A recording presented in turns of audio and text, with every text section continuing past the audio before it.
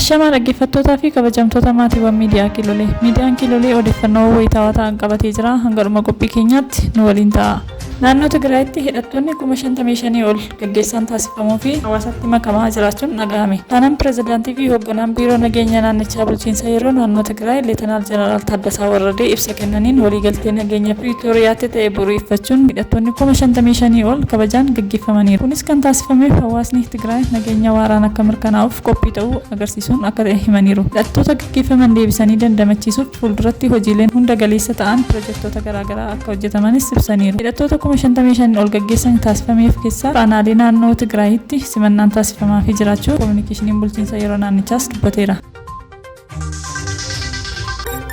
Kantiibaan magaalaa Finfinnee Aadde Adaanech Abeebee fi kantiibaawwan magaalota Itoophiyaa garaagaraa fi hooggantoota dhaabbilee ta'uun magaalaa Kaayiroo haaraa daawwatan. Kantiibaan magaalaa Kaayiroo hojii magaalotaa ammayyeessuu, ijaarsa bu'uuraalee misoomaa fi hojiilee magaalotaa babal'isuu hojjetaman ilaalchisee jiila Itoophiyaa Kaayiroo deemeef ibsa kennanii jiru. Uummanni Itoophiyaa fi Ijiptii aadaa fi seenaa wal dhiyaatan qabaachuu isaan hubannoo daawwannichaa irraa argatan hojiitti kan hiikanis ni ta'a jedhameera.